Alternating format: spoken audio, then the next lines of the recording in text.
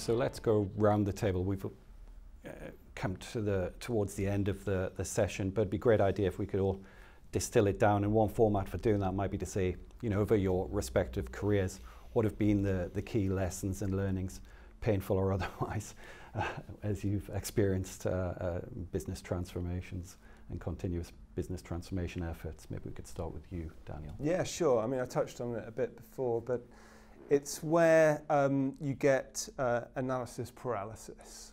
I worked on this very large system. It's a multi-year implementation, and it was actually one of my first jobs that I had as a software engineer, so my background in software engineering as well. The key part of that project was making sure that the system was able to provide the necessary needs.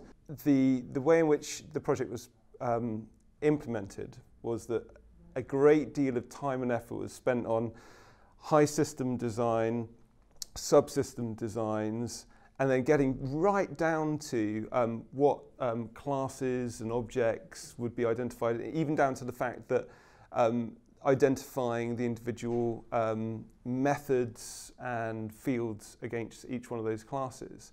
Ultimately, that project was doomed to failure because we spent years effectively designing this thing and not actually really getting down to implementing the code. So that's one of the sort of key problem areas that I've experienced in the past. I think this conversation and through my career, I think what I came to realize is change is continuous, so measurement needs to be continuous, and a transformation never ends. As much as the outcome of a project is not the end of a product, it's actually the birth of a product, which is going to continue working for you until it goes away. So you have to continue investing and evolving it. Continuous measurement is one.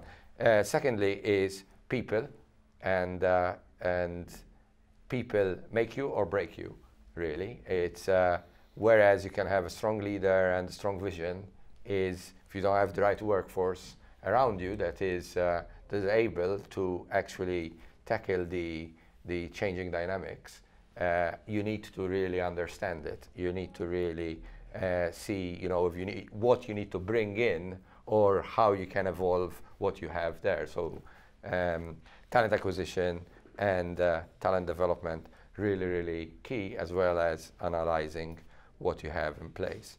Thirdly is the messaging, and actually it's around moving from fixed time, and it's through, again, continuously looking at how you're doing against your strategy, against your plans, and try and break those down into smaller pieces, avoiding big programs. I've been scarred with big programs, so I try to avoid them like the plague. But how can you unlock value through small iterations that actually give you the ability to decide whether to pivot or to persevere with something? Fantastic. And briefly, if you could, Adam, and then finally Dave. Sure. I think two things for me. Start with the end in mind, and what I specifically mean by that is make sure that everyone that needs to be key to decision making during any big transformational program really understands why you're doing it, to the point of stacked ranked objectives, understanding a 1, 2, 3 priority, and understanding where disagreement lies, thinking about things like Lencioni's 5 dysfunctions of the team from a leadership perspective, understanding who thinks priority 3 should be priority 1, but who ultimately has the say that priority 1 is priority 1. I genuinely believe that that's super important. And I think at the grassroots level, the people level, the one thing that I've learned is to hire for behaviours.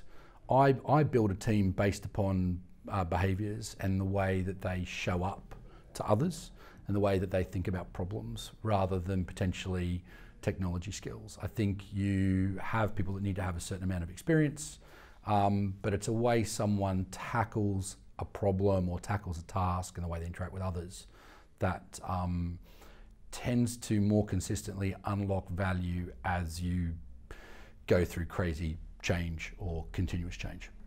And Dave last. So for me, it's effectively a form of analysis paralysis, perhaps, is one way of looking at the innovator's dilemma. So it's exec teams who are, if you like, unable to actually go through the change because they're so wedded to past success.